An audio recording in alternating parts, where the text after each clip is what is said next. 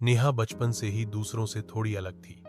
जब बाकी बच्चे खेल के मैदान में बेझिझक दौड़ते, वो एक कोने में खड़ी रह जाती। उसका शरीर भारी था, लेकिन उससे भी भारी थे वो ताने जो रोज उसके कानों में पड़ते। अरे गोलू आ गई, हाथी की चाल, इतनी खा क्यों लेती है। ये सब बातें उसके आसपास के लोग, यहां तक कि उसके अपने रिश्तेदार भी मजाक में कहते थे। लेकिन नेहा के दिल पर हर बार एक नई चोट छोड़ जाते। उसका मन करता था कि वो आईने को तोड़ दे, उस आईने को जो हर दिन उसे याद दिलाता था कि वो बाकी लड़कियों जैसी नहीं दिखती।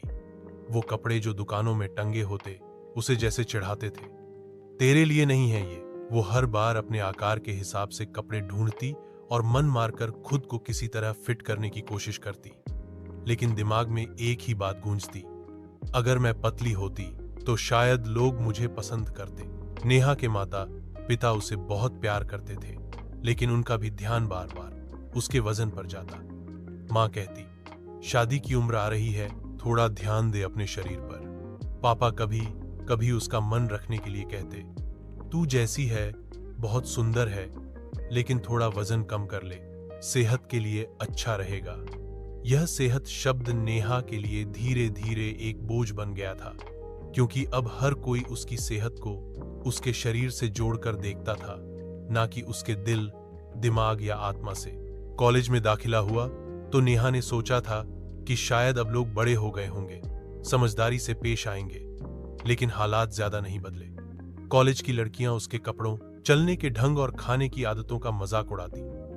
लड़के उसके सामने मजे से खाना खाते, लेकिन उसके खाने पर कमेंट करते, इतना खाकर और मोटी हो जाएगी।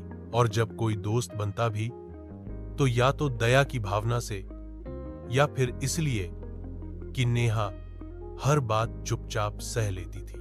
लेकिन इस पूरे संघर्ष के बीच नेहा का एक साथी था, उसका किताबों से प्यार।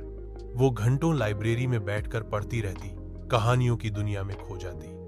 उसे कल्पना की वो दुनिया सुकून देती थी, जहां कोई उसे उसके शरीर से नहीं आंकता था। उसे थिएटर में भी दिलचस्पी थी, लेकिन कभी हिम्मत नहीं हुई मंच पर जाने की, क्योंकि उसे लगता था लोग उसके शरीर पर ही हंसेंगे, उसके अभिनय पर नहीं। एक दिन कॉलेज में नाटक के लिए ऑडिशन हो रहे थे। एक प्रोफेसर नेहा के पास आया और कहा, तुमने कभी एक्टिंग की है? मुझे तुम्हारी आवाज और आंखों में कुछ अलग सा लगा। नेहा चौंक गई। पहली बार किसी ने उसके शरीर से परे उसकी आवाज और आंखों को नोटिस किया। उसने डरते डरते ऑडिशन दिया। किरदार था एक मां का, एक मां जो अपने बेटे को खो देती है और फिर भी मुस्कुराते हुए समाज के सामने खड़ी रहती है। नेहा ने उस किरदार में खुद को पूरी तरह झोंक दिया। वो हर संवाद को ऐसे बोली जैसे वो उसके अपने जीवन की कहानी हो। जब नाटक मंच पर हुआ तो पूरा हॉल सन्न था। लोग रो रहे थे, तालियां बजा रहे थे। नाटक खत्म होने के बाद एक लड़की आकर नेहा से लिपट गई और बोली, दीदी आप तो कमाल थीं, आपने मेरी मां की याद दिला दी। उस दिन नेहा पहली बार आईने के सामने खड़ी हुई और मुस्कुराई। अब उसे उसमें कोई मोटी लड़की नहीं दिखी, उसे दिखी एक कलाकार, एक जिंदा दिल इंसान, एक मजबूत आत्मा। अब उसने तय कर लिया था कि वो खुद को समाज के पैमाने पर नहीं, अपने पैमाने पर तौलेगी। नेहा ने धीरे धीरे अपनी जीवन शैली में बदलाव किया, लेकिन अब वजन कम करने के लिए नहीं, बल्कि खुद को स्वस्थ और सशक्त महसूस करने के